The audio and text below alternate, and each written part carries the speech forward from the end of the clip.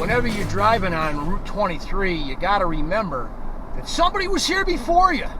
And I like to refer to this gentleman as America's second favorite fat man, first favorite being, of course, Ben Franklin.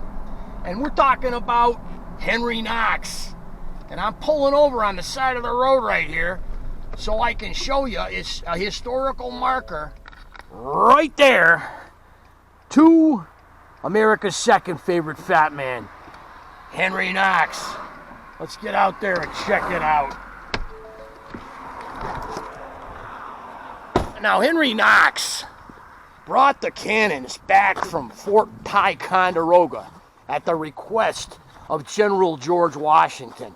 He came through this area on 23 probably around middle of February because he test fired the guns down in Westfield, Mass. I believe it was February 21st. Now, Fort Ticonderoga had already been captured by Benedict Arnold with a little bit of help from those drunken Green Mountain Boys and Ethan Allen. But this road that we're on right now was at that time little more than a cow path, really. I mean, there were a couple post stops along the way, so it had its share of traffic. But imagine dragging cannons on sleds from Ticonderoga, that's about, 120 miles north and west of us here, down this road, across the Berkshires. It was considered something couldn't be done. Knox, a bookseller in Boston, though, before the war, and Washington's artillery chief, of course, of a non-existent artillery, he made it happen. So when you're on Route 23, doing your thing, heading out for a lake or going fishing, understand that, yes, Henry Knox, America's second favorite settler, was here As I before. said already, the ponds appear to be pretty darn safe here in western Massachusetts' Berkshires. We're going to check one of the lakes, Otis Reservoir, the largest recreational lake in the state of Massachusetts. Find out if Otis is safe. I imagine it is in places, not all over. Otis is famous for areas of open water that are going to last unless we're talking about an extremely cold winter.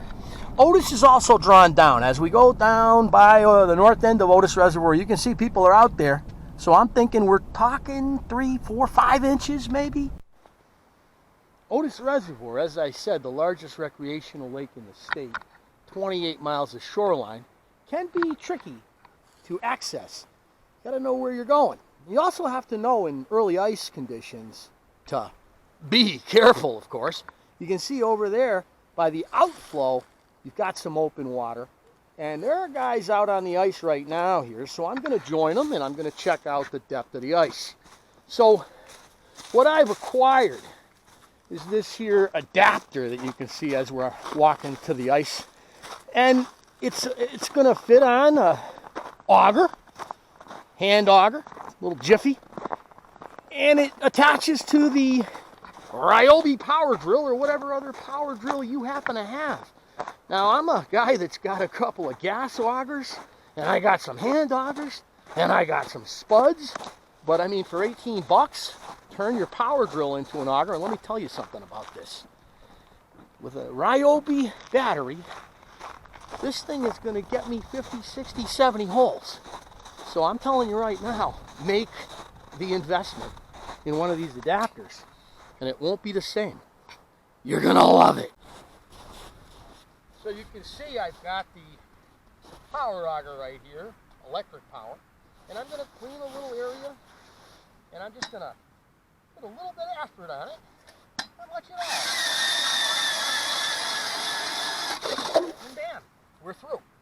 Now, using the hand here, I'm going to go down and I'm going to tell you, we're looking at 4 inches of ice.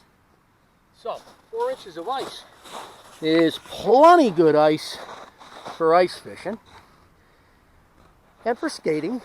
I can see some snowmobiles here. Snowmobiles probably want to watch out on 4 inches of ice.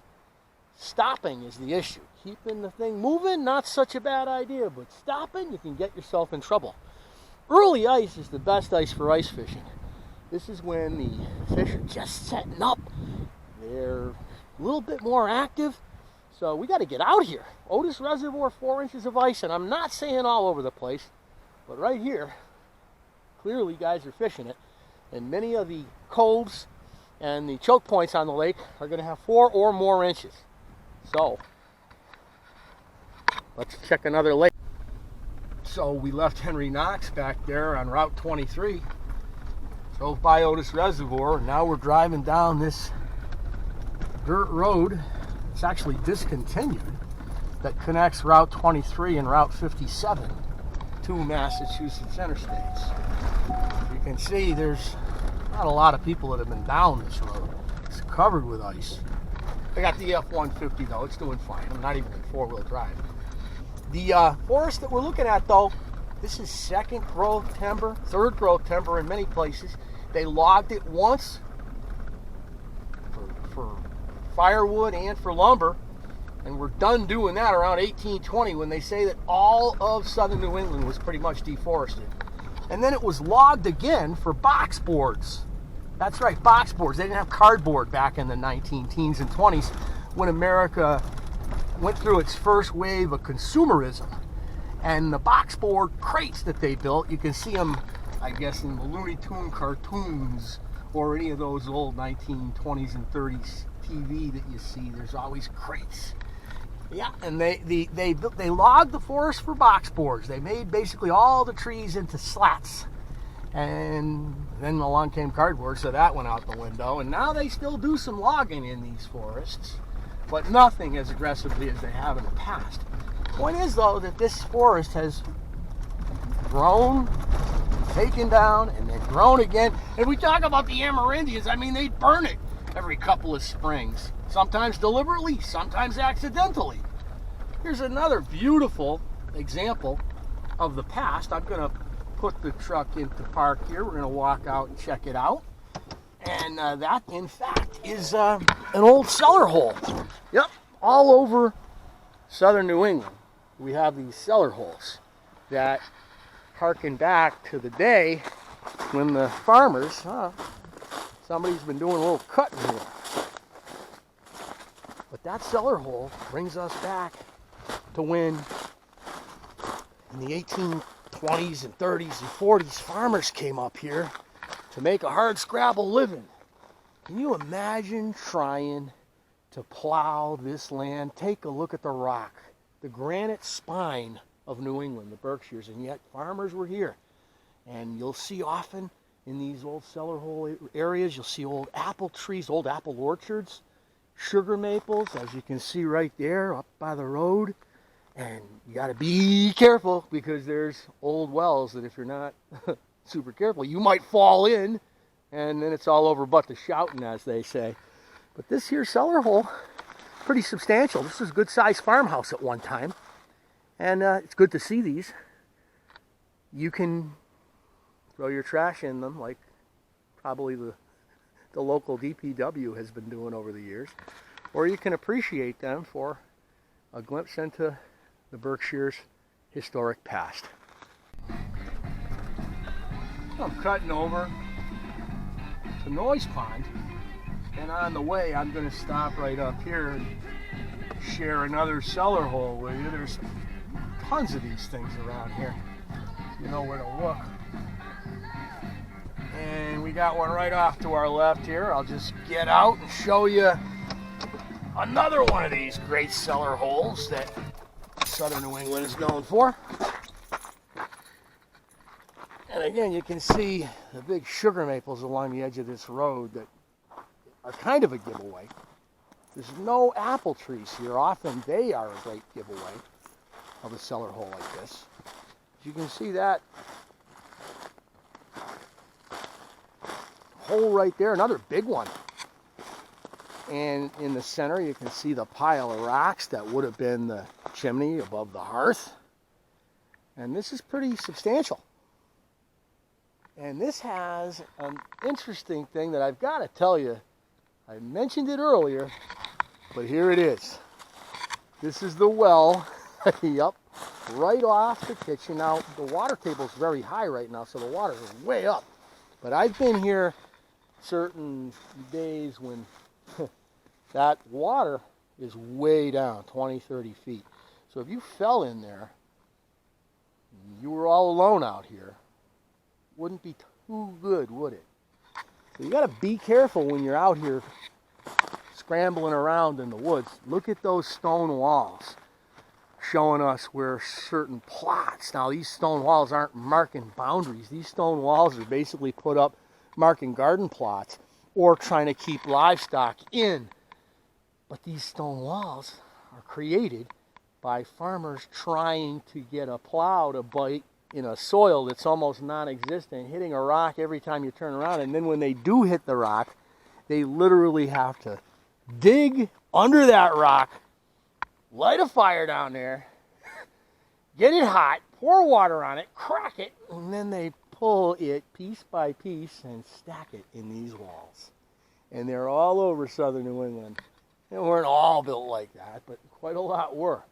This is a real serious thing to look at when you're out in the woods or driving along in southern New England. Yep, the shadow of the past looms over us here in the form of cellar holes and stone walls. And if you're not careful, well, there's an old adage, if a tree falls in the forest, well, where I am right now is the path of a tornado. If a tornado hits in the forest, is it still a tornado? And you can see this thing's damage path extends about a mile that way, and that way it extends probably 2 miles.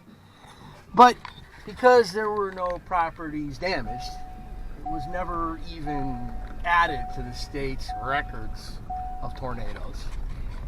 But those of us that get out here see the damage and know it was here. Downdraft, derecho, well, there's all those crazy things that they've identified as weather phenomena now. But that was a tornado. I remember it on the Doppler weather radar. So, if a tornado hits in the middle of the forest, is it really a tornado? So Noise Pond is looking pretty good. You can see on the edges, it might be a little sketchy on the edges. And of course, over here on the outflow, right, there's a stream that comes out right there. That's clearly going to be a place you don't want to go, or anywhere really too close to an outflow. Or if you see a rock, a suspicious rock, like you can see on this shoreline, there's rocks that stick out. Don't go near rocks in early ice or even in later ice, to be honest. Rocks and stumps, they can lead to a disaster you don't need. So what I'm going to do right now is I'm going to drop a test hole in here, and we'll check it out. So, you gotta love it, how quick that sucker gets through, and not only how quick, but the fact that I'm using a power drill like everyone's got with a simple adapter. So we can see here at Noise Pond that we're looking at probably 4 inches, about what we had at Otis.